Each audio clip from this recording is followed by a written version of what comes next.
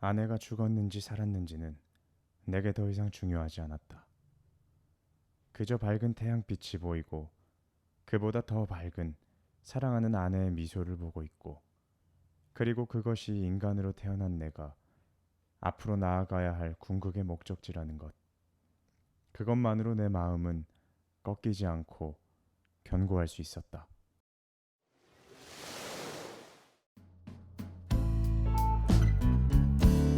안녕하세요. 여러분의 마음을 들여다보게 해주는 이야기꾼 바다북입니다. 대한민국 축구팀이 포르투갈을 상대로 극적인 역전골을 만들어내면서 12년 만에 16강 진출에 성공했습니다. 그러면서 같이 화제가 된 말이 있었죠. 리그 오브 레전드라는 게임 대회인 롤드컵에서 데프트 선수가 했던 인터뷰를 요약하는 과정에서 번역된 말인데요. 중요한 건 꺾이지 않은 마음. 바로 이 말입니다. 과한 요약이나 해석이 될 수도 있었지만, 롤드컵에서 데프트 선수 팀이 역전극을 만들어내면서 사람들이 오히려 열광하게 된 문구죠. 그런데 우루과이전, 가나전, 포르투갈전까지 대한민국 대표팀도 못지않은 역전극을 빚어내면서 모르는 사람이 없게 된 표현입니다. 그래서 오늘은 꺾이지 않은 마음과 관련된 이야기를 여러분들에게 소개하고자 합니다. 주인공은 2차 세계대전 당시 나치의 탄압으로 인해서 아우슈비츠 수용소에 강제 수감된 천재정신과 의사 빅터 프랭클입니다. 폴란드에 있는 오시비엥침이라는 도시에 가게 되면 지금도 그 당시 참상을 기억할 수 있게 그 당시 현장이 그대로 보존되어 있는데요. 보통의 미디어에서 주목하는 부분은 그 당시 나치가 얼마나 잔혹하고 가혹했는지에 주로 주목하는데요. 제가 오늘 여러분들께 전달드리고 싶은 부분은 그런 열악한 환경에서도 인간은 어떤 선택을 할 수 있는지입니다. 같이 한번 들어보시겠습니다.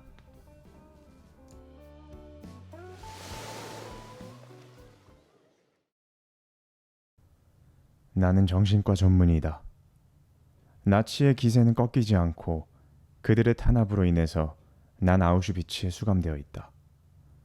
삶의 대부분은 신의 결정이라지만 이것 역시도 신의 결정일까? 인간을 인간으로 존재할 수 있게 해주는 모든 것들이 박탈된 삶이다. 나를 포함한 모든 수감자들의 식단은 처참했다.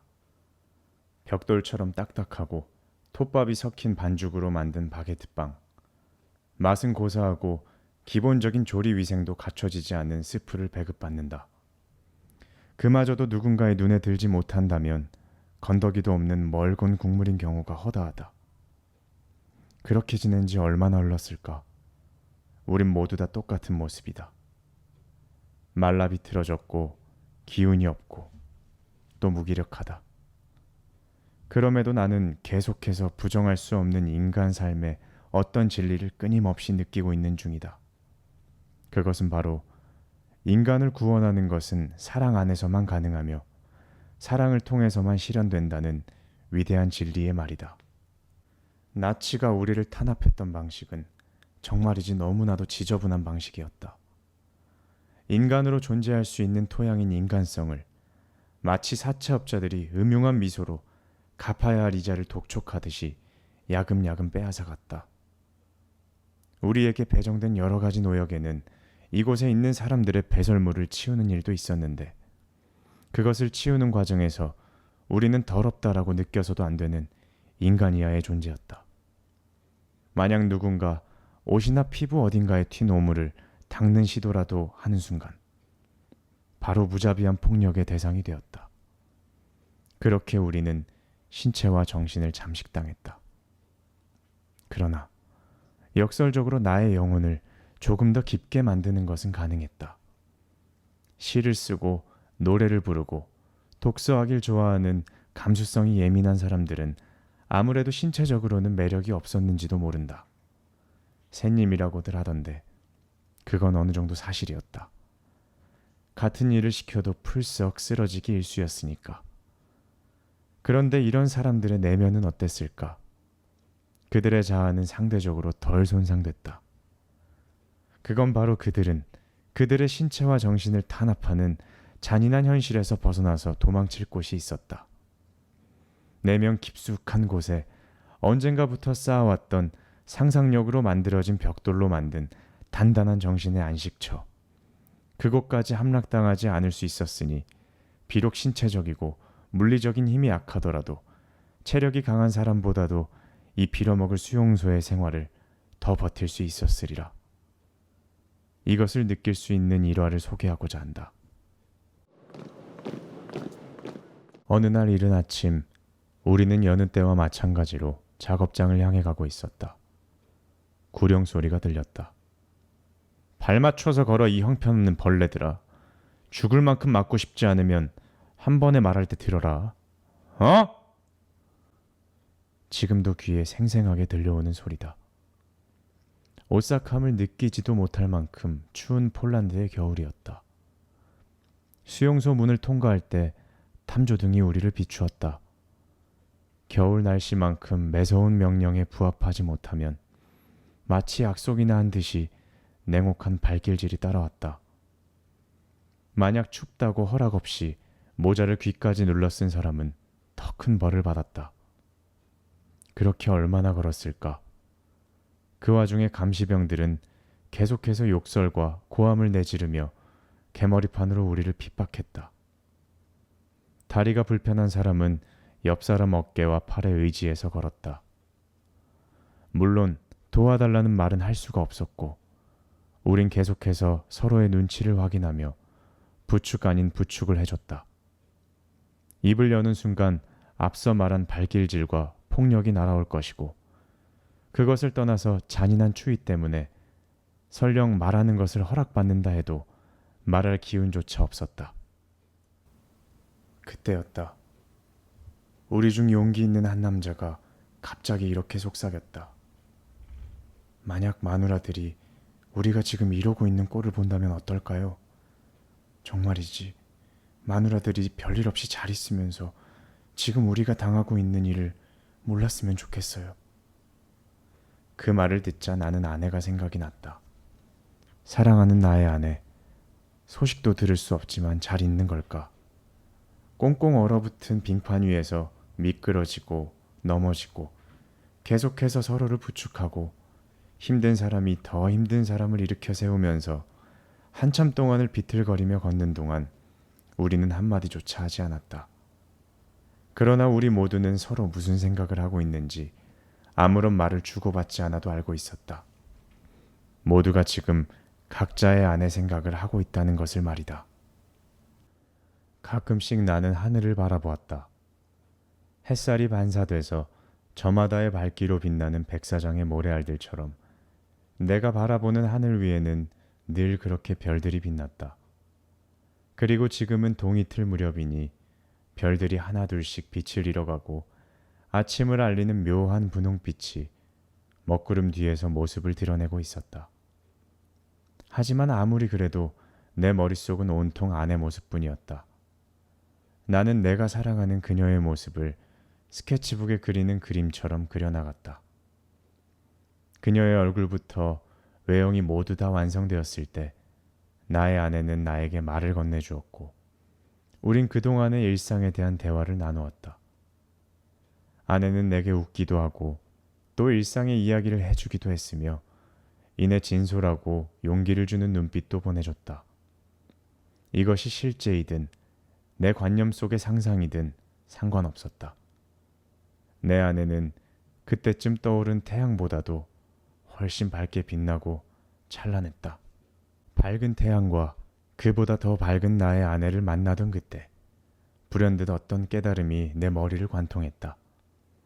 적지 않은 나이를 먹으면서도 단 한 번도 느껴보지 못했던 생각이지만 그때 정말이지 분명해진 생각이 있다. 그것은 바로 인간이 추구해야 할 가장 마지막의 목표가 바로 사랑이라는 사실이었다. 인류의 역사가 그리고 문화가 기록되고 보존되고 누적되는 동안 모든 철학자들과 시인들이 입 모아서 역설하고 부르던 흔하고도 아름다운 말, 사랑. 그날 태양에 비친 아내의 미소를 바라보며 사상이, 시가, 소설이, 교리가 입 모아서 내게 전달하려 했던 숭고한 비밀의 뜻을 알게 되었다. 그리스의 철학자들은 절대적인 무엇에 집착하듯 파고들었다. 어떤 이들은 절대적인 것은 없다고 주장하기도 했고, 또 어떤 이들은 있다고 해도 인간은 그것을 인지할 수 없다 하였다. 그러나 소크라테스는, 플라톤은, 아리스토텔레스는 그 절대적인 무엇을 행복이라고 말했다. 그런데 그것은 다시 또 질문을 남기는데, 행복이란 과연 무엇이란 말인가? 내가 정신과 의사로 그렇게 많은 내담자들을 만나고 그들의 말을 듣고 나름의 해결책을 제시해 주면서도 나는 솔직히 행복이 무엇인지 몰랐다. 그런데 나는 그날 아침 어쩌면 그 오랜 질문의 해답을 알게 된 건지도 모르겠다. 나는 이 세상에 남길 것이 하나도 없는 가난한 사람일지라도 사랑하는 사람을 생각하며 그것이 서로 아주 짧은 찰나 같은 순간이라 해도 여전히 더할 나위 없는 행복을 느낄 수 있다는 것을 알게 됐다. 극단적으로 고립되고 외로운 상황에서도 자기 자신을 주체적 표현조차 할 수 없을 때, 할 수 있는 일이라곤 오직 주어진 고통을 견디는 것이 전부일 때, 그 사람은 그가 간직하고 있던 사랑하는 사람의 모습을 생각하는 것만으로도 충만해질 수 있다. 내 생애 처음으로 나는 이 말에 담긴 의미를 이해할 수 있었다.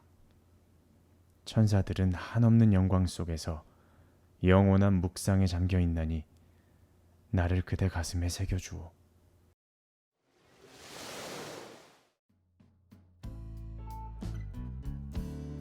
여러분 잘 듣고 계신가요? 조금 전까지 여러분들께 들려드리는 부분이 제가 이 책을 몇 번이나 읽을 때마다 정말 마음 한 곳에 깊게 들어오는 대목입니다. 책의 내용이 너무 참혹하고 또 잔인해서 읽는 내내 마음이 편하지는 않지만 주인공 빅터 프랭클 박사가 처한 환경이 너무나 열악한 환경이라서일까요?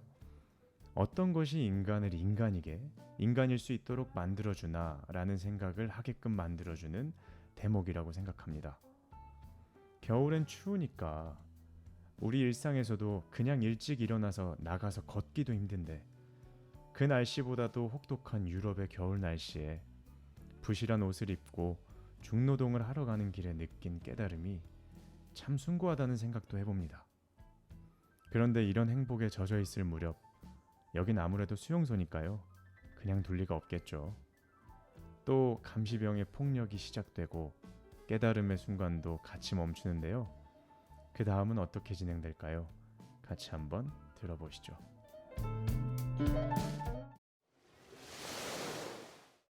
내 앞으로 걷던 사람들 중 하나가 비틀리자 그 뒤로 따라오던 사람들이 연달아 넘어졌다. 어김없이 감시병이 달려와 채찍을 휘갈겼다. 그런 덕분에 어렵사리 만난 인생의 깨달음의 순간도 잠시 중단됐다. 하지만 나의 깨달음은 내 영혼을 더 이상 수감자의 신분으로 두지 않았다. 나는 다시 내가 사랑하는 아내와 곧 만날 수 있었고, 우린 다시 대화를 시작했다. 우린 계속해서 서로에게 묻고 또 대답해줬다. 그때쯤 우린 작업장에 도착했고 우리 무리를 이끄는 감시병이 외쳤다. 정지! 곡괭이와 삽을 챙기고 빨리 들어가서 일해. 이 벌레만도 못한 쓰레기들. 빨리 움직여! 우리는 재빨리 어제 일했던 배수구로 각자의 위치를 찾아갔다. 얼어붙은 땅을 곡괭이로 계속해서 찍어댔다. 땅이 깨지고 곡괭이와 마찰을 일으키며 불꽃이 튀었다. 그럼에도 사람들은 감흥조차 없었고 온 몸과 머리는 마비돼 있었다. 그때도 나는 여전히 아내와 대화 중이었다. 그런데 이번에는 좀 다른 생각이 머릿속을 스쳤다.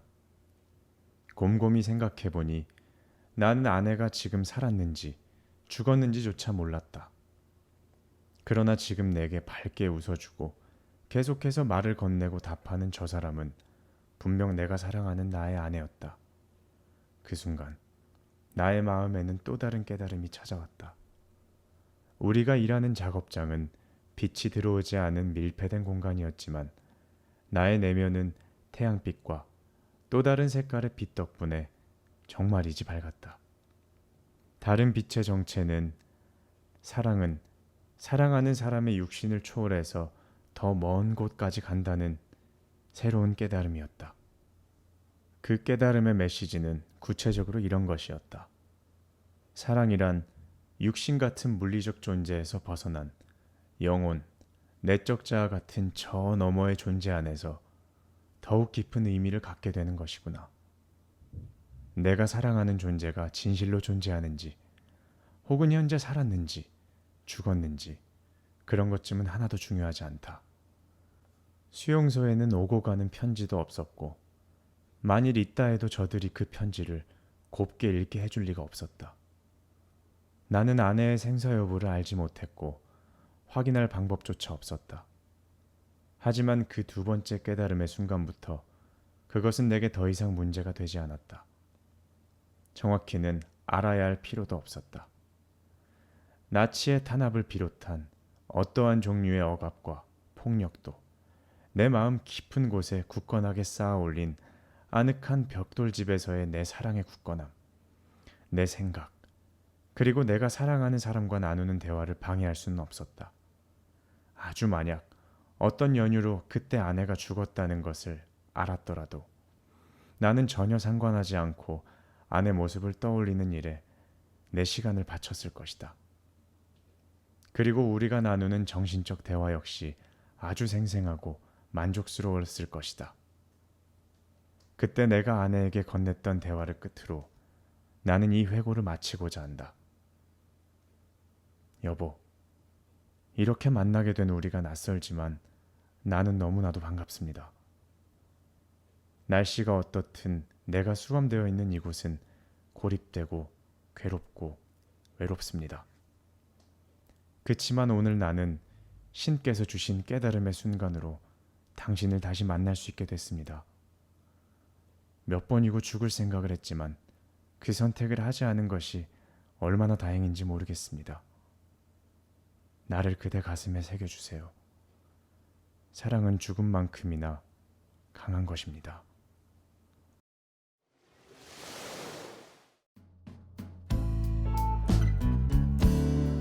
네, 여기까지 오늘 준비한 빅터 프랭클의 죽음의 수용소에서의 일부 내용을 각색한 이야기였습니다.